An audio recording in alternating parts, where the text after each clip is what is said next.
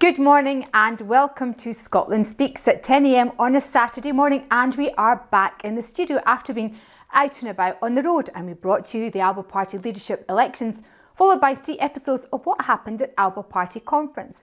And we had some great debates, and thank you very much indeed for the comments you have sent in their respect, in particular into the one around independent strategy, which is of course key, given that in the past week or so we've had some excellent polling for yes, putting us 12 points ahead of no in an independence vote. And along with that, the ALBA Party has also had some great news, with polls putting us at 7% in the regional ballot. That is your second vote, the list vote, where ALBA Party supporters and indeed independent supporters are being encouraged to vote. List vote ALBA on that second vote.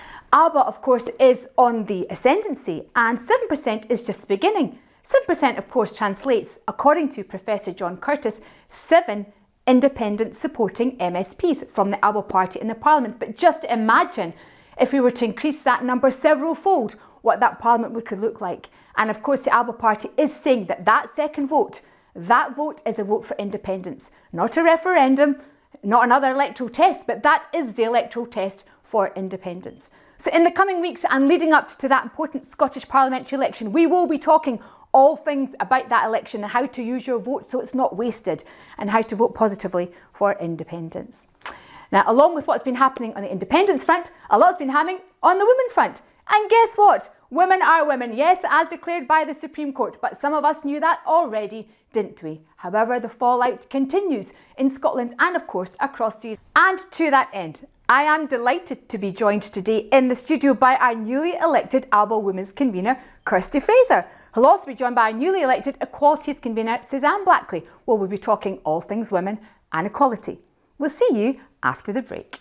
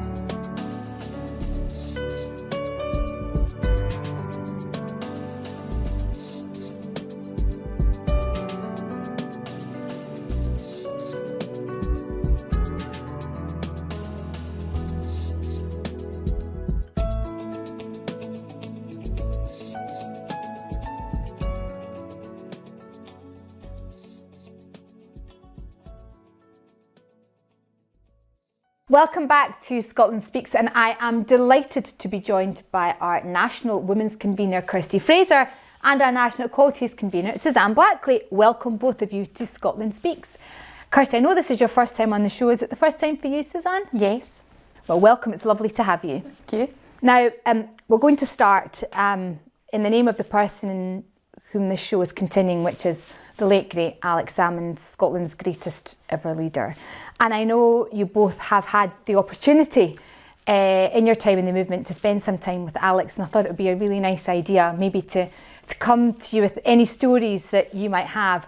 Suzanne, you've mentioned to me previously about Alex visiting your school. Tell us a bit about that. Well, for a bit of background, my late father was a shop steward for ICI, and so our family for generations have been Labour voters, so it was a Labour household.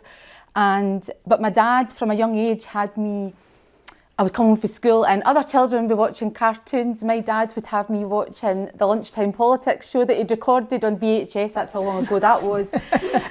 Question time, all those kind of things, because he felt that it was so important for me to understand politics, and that was from about 7, 8 years old. So when I was 14, Alex actually visited my secondary school to talk to my year about politics. Now, everybody else in that room probably had no idea who he was, but because of my dad's teachings, I knew exactly who he was, and I think that I probably questioned him like he was some sort of spy. Was he a First Minister then, or MP No. then, or was he down at Westminster? Yes. Right. But as Alex did, he dealt with every nagging question that I threw at him very gracefully and with humour, as he always did. And I came away from that day, that was what first sowed the seeds of looking more into an independent Scotland, so it had a big impact on me. And in moving forward, obviously when I joined ALBA, I'd been an SNP for years. I'd never had the opportunity to meet Alex during that time. And then the first time that I met Alex after joining ALBA was we did a candidate shoot in Melrose for the 2021 elections. And I never got a chance to speak to him before the cameraman had us set up. So he had us kind of in a staggered line. And Alex was behind me. And the photographer was saying, right, some big smiles, and we were doing big smiles, and then the next thing it was like the serious faces look like you're focused, and we're standing there. Well, then Alex starts doing his Sean Connery impressions behind me, and I'm standing there trying to keep this straight face, and the cameraman's looking at me as if to say, what are you doing? You're not looking serious. And I'm saying, and it got to the point I kept getting this look for this cameraman. I thought, I'm fed up of getting this dirty look for this cameraman. I turned around to Alex and I says, do you want to pack it in? And I remember Chris standing at the side, looked like he was going to have a stroke at me talking to Alex like that. It was really funny, but we got on so well. Did you pack it in? Yes, he did. He says, that's me told off. Yeah. And after that, I think, through all the time, I think I learned so much from him.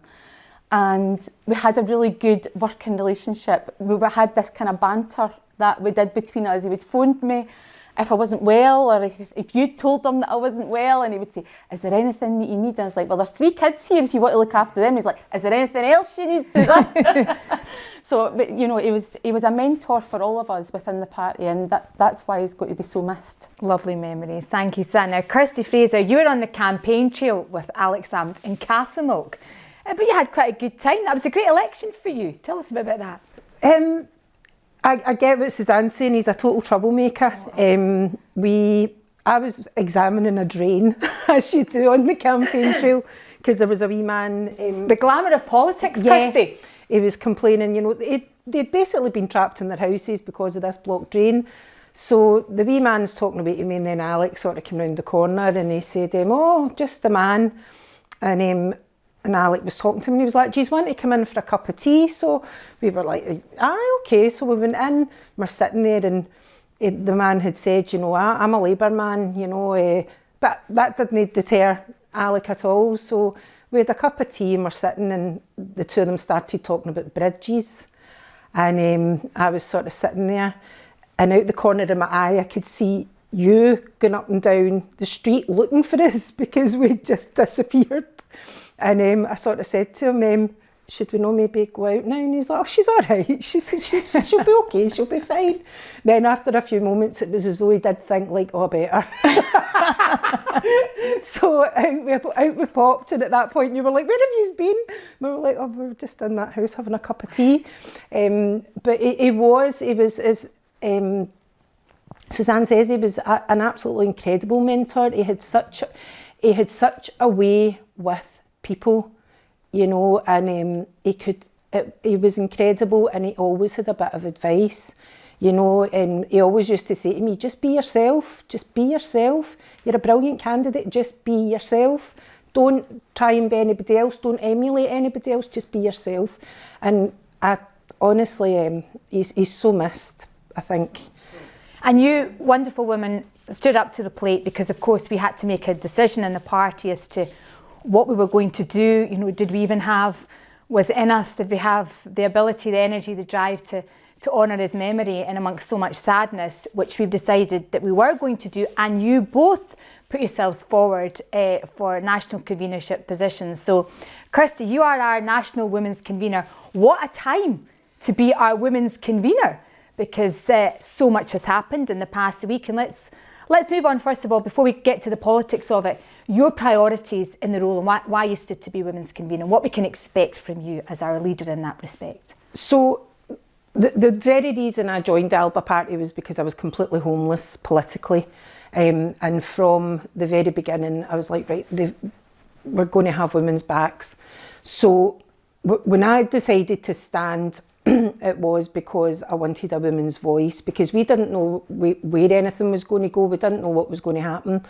This was around the time of the introduction of the gender recognition reform bill. It was, and I just thought, and we need to continue to have that voice. And I felt, what a better time to put myself forward. It's not something I've wanted to do before. I'm more a sort of float about in the background complaining type of person, but I thought it's time to step up to the plate. We know your sort. So I kind of, a few ALBA women said to me, why don't you stand? And I was like, oh, I don't know. And they were like, just do it. And I was like, but ALBA women are strong. That's the beauty of ALBA women. They're all very strong. And I said, yeah, okay, I'll step up. So goals-wise, obviously, I've got to understand not every single woman in ALBA is a feminist. So I've got to represent every woman in ALBA. So at the minute, we've had all this going on in the last week with the Supreme Court ruling. So moving forward, I need to bring other women in and find out what they want from me. And that's the key, it's to find out what they want and what I can do. That's great. That's really good to hear, Kirsty. And, I'd say huge congratulations on your elections. I mean, the work, when women have been fighting for equality since whenever, and it's certainly not over yet. No. And the ruling, although we'll turn to, was a clarification of sorts. Work for equality, equal pay, equal rights in employment, and all of these are ongoing battles. But we'll turn to that in a second. Suzanne, our newly elected Equalities convener. So your brief straddles a whole load of Equalities headings. So tell us a bit about that and what you plan to do in your role. Well, my background is primarily in care. I've been working within care since I left school. I trained as a nurse right out of school when I was 18. So I've worked primarily within social care for the past 2 decades, and I've met people from all walks of life with different illnesses, addiction problems, children from parents with addiction problems. That's what I did when I first started working in social care. I was working primarily with children from them kind of homes. And so I've always been the kind of person who wants to, and that's the reason I wanted to get into politics. I want to help people any way that I can. And so, my remit has been, since Alex appointed me last year as the interim Equalities convener, was to listen to the members and be guided by the members and take forward ideas that they wanted to look into further. And so the first meeting that I'll be holding in a couple of weeks' time will be a suggestion from a suggestion box that I had at the conference. And so that's how I will continue. I want every member in the party to have a voice, every member to feel that they can have their say on different subjects across the board. And of course you were key at conference, and our viewers have had the opportunity to see some of the highlights of introducing, Jim, who's neurodivergent, and he had the opportunity to speak at conference. Tell us a bit about how important that was. Jim, right from the word go, Jim and I have gotten very well because I have a son with autism. And so when I look at Jim, I see my son's future. And so it was always very important for me to have Jim as involved as possible. And when I went to him and asked if he would speak at the conference, it was it's not something that he's comfortable doing, but he said, it's important to you and it'll be important to the party. There's a lot of people in the party that probably don't, we don't know that they're neurodivergent or they're a carer of someone who is. And he said, this is the best way that we can get our voice out there. So that's why we brought him forward, and he was such a hit. The comments that I've had from members, it's been so inspirational for people, and I was so proud of him that day, absolutely. I think the conference was great for members, those who were able to make it, and of course we've got a national council coming up, and then another national conference this year. And Kirsty, I have no doubt that you're thinking about how you're going to be organising women and giving them opportunities to come together and discuss policy issues as we move towards a Women's Manifesto for 2026? Yeah, definitely. I think the main thing is, we're continuing to keep an eye on what's going on in the Scottish Government, because they're going to be slippy with this. But certainly moving forward, I was thinking as well, the women in the party as well, I was thinking we need a banner. We actually need a handmade ALBA banner to take on marches, etc. So I'm going to be roping some crafty women into doing that within the party. But definitely with our Women's Manifesto, we need to keep our eye on the ball. It's all well and good. They tried to slip through the change in the legal definition of a woman. So what else are they going to try and slip through? So it is really important. We've got the Unbuyable Bill going through that Ash Regan's putting through. That's being presented on the 20th of May. And of course, it was a very successful event in Glasgow. Yes, it was a really well attended event. Lots of women coming together. Some not in ALBA, most in ALBA. But it was a really well attended event, and it was fantastic and knowledgeable, because the Unbuyable Bill, the thing about it is a lot of people don't really understand the law surrounding prostitution. So it really did raise a lot of awareness and answered a lot of women's questions. So moving forward, we will be pushing that as well. And Ash has been a tremendous voice in the Scottish Parliament. Still remains the only politician who resigned her position as Minister in Nicola Sturgeon's government on this point of principle. Yes. And being vindicated entirely in the points that she was making and trying to advise the government were the correct points, but it all fell on deaf ears, and so here we are. The ALBA 2026 Women's Manifesto will be very important, and we will run it past for Women Scotland, who scored our manifesto, you might remember, in the 2021 elections very highly because of our stance on women, and I know we're in safe hands to ensure, Kirsty, that we score highly. And let's speak about For Women Scotland and the recent judgment. At the end of the day, 3 Scottish mums had to take the cause of women and how you define women to the highest court in the whole of the United Kingdom. How did we get there, Kirsty? So it's absolutely incredible, because none of these women are lawyers. None of these women are, they're mums, as we say. One's a farmer up in the north of Scotland, and they actually met on Mumsnet. What they'd kind of seen was when in 2018 it was, a woman is, according to the Scottish Government, a woman is anyone that has a GRC. And everyone was like, no, this isn't right. You're actually changing words here. That's not correct. So how did we get here was sheer stubbornness, I think, from a certain group of MSPs and lobby groups. And it's absolutely ridiculous that we did get here. And the cost to the Scottish taxpayer has been horrendous. And the fact that they've just continued, and they'll probably continue to, we've seen Maggie Chapman sort of saying that she feels like nobody was included in the discussions. It's the Supreme Court. You don't have like a sit down to discuss it. So this is where we've ended up. The UK government yesterday accepted that is, they have to, I think I heard Keir Starmer say clarity more than I've ever heard the word used in my life. And this has now been proven, and that is the bottom line. And ultimately there's 3 things came from this. There's the legal definition, there's protecting trans rights, that's the thing. They're still completely protected under the Equalities Act, and also it is going to confirm all legislation moving forward. So the ramifications are absolutely huge. I mean, for women who've been fighting this battle, just to say, look, the Equality Act states what we are, we're entitled to our sex-based rights. This is really just a clarification that shouldn't have been required. Yeah. The law required to be observed. It is clear then that both Scottish and UK governments have been working or acting out with the law. Guidance has been issued out with the legal framework, and therefore that all has to be adjusted. And this is a pile of work that's going to have to be done. The cost, as you rightly say, Kirsty, not only will the Scottish government, the Scottish taxpayer have to pay the Scottish government fees, but also the fees of the winning side at the Supreme Court. In terms of the ramifications, Suzanne, I'll come to you. Even in a hospital environment, we have the case of Sandy Peggy currently at tribunal stage. Like, can't comment too much on something that's ongoing. But the point is, we know that there have been hospitals that have not been providing single-sex spaces for care and even for their staff. What is this now going to mean?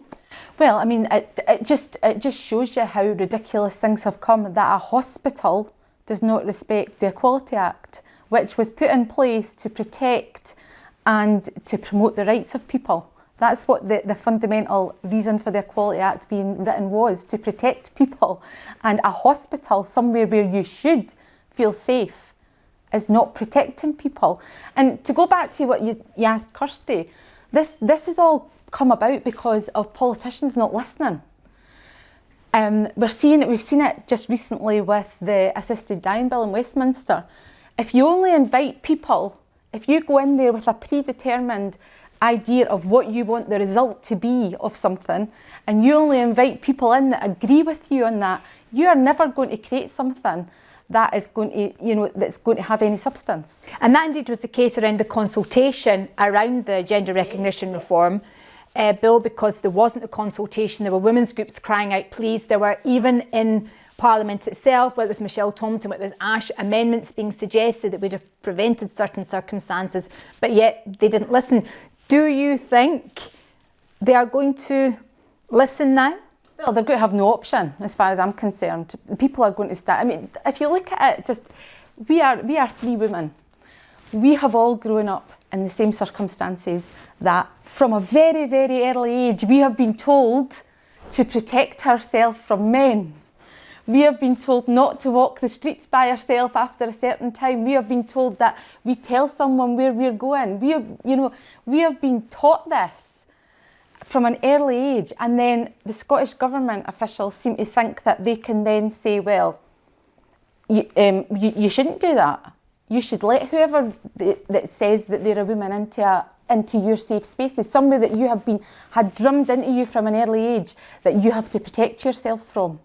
And then the hypocrisy of the whole thing is, some of these people will be going home to their own daughters and still telling them to not walk the streets that night because a man might attack them. That until men stop attacking women, women have to protect themselves. They have to have safe spaces. I think this has fundamentally come down to, Kirsty, just common sense. Over a number of years, women, in fact the wider community, have been asked by the Scottish Government not to believe in things that we're taught in biology at school, that are biologically correct and sensible, and to go against the evidence of our own eyes. How far has this set back? This is the thing as well. I remember a trans woman in the fitting room of a top shop back in the 90s, and we didn't really bat an eye, but when you're told somebody like the double rapist Isla Bryson is a woman, it's gaslighting. They've basically gaslit women. So as Suzanne says, everything we've been taught to protect ourselves, I think the three of us are mums, you tell your kids, protect yourself, especially your daughters, and then to all of a sudden be told, no, you've not to do that because you have to be kind. And that's the thing. Women are now the armour for the rest of the world, and that isn't right. If a trans person doesn't feel safe in the bathroom or the toilet that matches their sex, then that's a man problem, not a woman problem. That is not down to us. We are not the protectors of men. That's ultimately it. Clearly there's a need for spaces for everybody, and we all believe in equality. We all support what the Equality Act legislation says. Of course we do. And the question is, it's now for politicians to put that into practice, and ensuring the rights of someone doesn't mean you take away from the rights of others, and that is a political responsibility. And speaking of political responsibility, I know that Ash Regan has taken that, and reported Maggie Chapman's remarks to the Standards Commission in the Scottish Parliament simply because of the misrepresentation of the judgment. Yes. How dangerous is it for elected politicians to misrepresent what has been said in the Supreme Court by judges? It's absolutely, if it wasn't so serious, it would be comedy gold. The fact, that she looked like a student like a teenager. That's what she sounded like yesterday when I watched. Gina Davidson was absolutely fantastic interviewing her, and the fact that she then said, we have MSPs in there who will, I think she said something along who will speak on behalf of transphobes or something like that. And you're just sitting going, are you actually saying this out loud? Are you actually? It's a supreme. It was something along those lines. We don't want to misquote her, but it was something along those lines. And you're saying to yourself, you're an elected member of the Scottish Parliament, and you're standing there spouting basically student politics. We're angry, this is really, really serious, and to sit there and listen to her was it was beggar's belief. But the faculty of advocates have come out as well and complained about her. I don't think her positions, especially in the Equalities Committee. Well, I think people have suggested that she should be considering her position along with many others. We are women, but we also support independence to our very core. And it takes me back to the comments Alex made a couple of years ago on this issue very strongly, in fact, since party's inception, that why would the Scottish Government alight on a topic that doesn't make sense, is against biological fact, and fundamentally may lead to the further splitting of the independence movement. As ever, he was right. We are where we are. The independence movement has been split by this issue. Where do we go from here?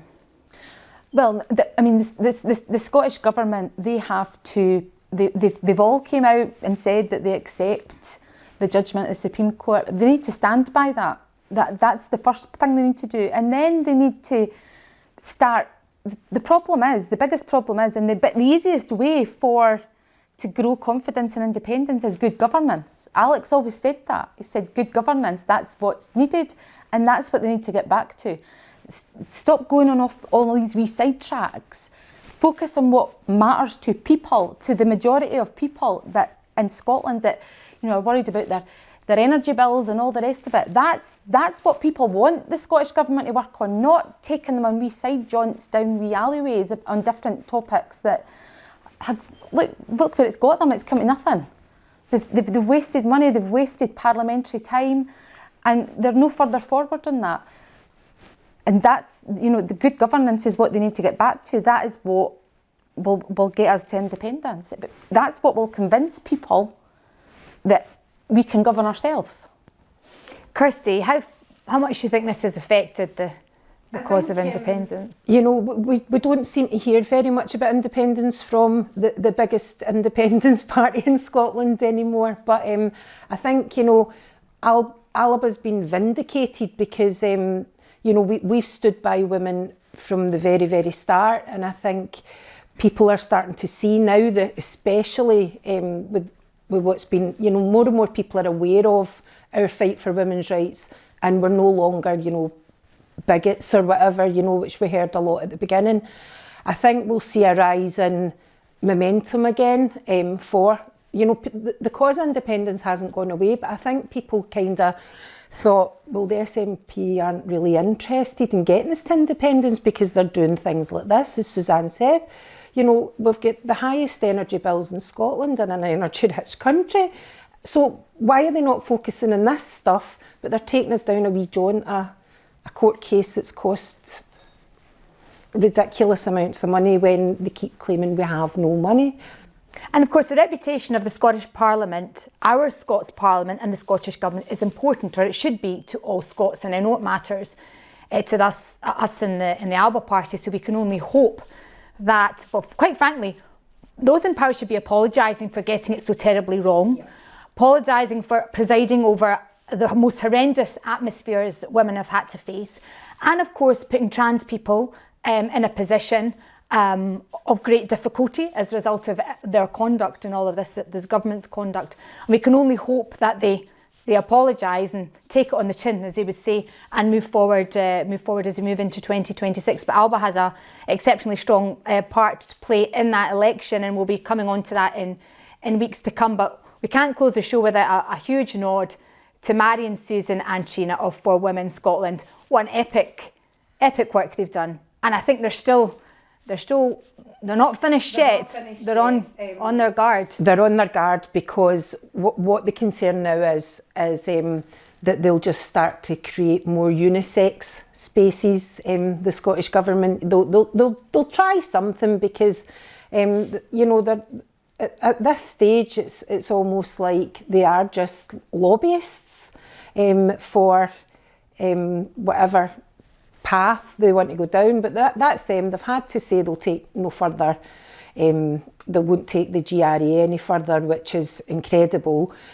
So how they're going to do it, I don't know. How much time they're going to waste, I don't know, but they've been told this is a law and you have to abide by it. So fingers crossed, but For Women Scotland certainly aren't. They're going to be watching this like a hawk. I think they are this week having a wee bit of a rest. Because again, 3 mums. Yes, indeed. And the toll, and of course they've received death threats, horrible letters, all of these things are still going on, and it really must come to an end. And on that point, just one final point from you both about being women in the front line of politics. What's it like? Suzanne. Well, I mean, for me, I think that it's very difficult because if they don't have anything to say about what you're saying, they will just go for your appearance. They'll go for anything else that they can because they can't argue with what you're saying. That's what I've found.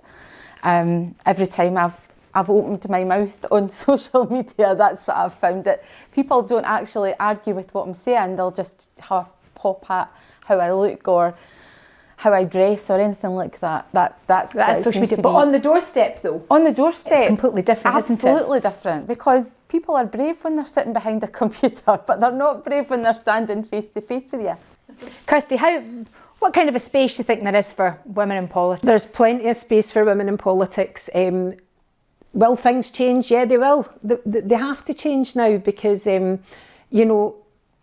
mean, I've had death threats. I've been abused simply because, of the organisations I'm involved in on the front line of feminism. And even, it's really interesting because when I was campaigning up in Castlemilk, not a crossword was really said to me. But when I went down into sort of like the more sort of middle class area, that's where it was like transphobe was getting shouted at me, bigot, fat, whatever. And I was kind of like, right, okay, that's really weird. And it was always, it was always men doing it. It's interesting, it was always men doing it. And as Suzanne says, they've got nothing to argue with. It's always your appearance they go for, or your age. I'm getting that quite a lot now. I'm a dinosaur, apparently. Oh, well. Well, there's clearly a lot of healing to do for Scotland. In fact, the whole of the UK, but our concern is, of course, our country of Scotland in the wake of everything that's happened over the past few years, and being vigilant about what's going to happen in the future. And we need to make sure that our Parliament and our politicians are representative of the views of the ordinary people of Scotland, who just want good services, good governance, and things to make sense. And I think from an ALBA Party's perspective, with you in your role, Suzanne, as Equalities Convener, and you, Kirsty Fraser, as Women's Convener, the people of Scotland will be in very safe hands, as are the people of this party. Thank you so much for joining me on Scotland Speaks. Thank you. And with that, and sadly, because I was enjoying this discussion, we come to the end of this week's episode of Scotland Speaks. And I do hope you've enjoyed hearing from Kirsty and Suzanne as much as I have. And please do send your comments in on this week's show, but make them nice, because as you've heard, women like to hear nice things from time to time. Yeah, we can take the bad comments, but sometimes it's nice to be nice. So send in your nice comments, and we look forward to seeing you next week on Scotland Speaks.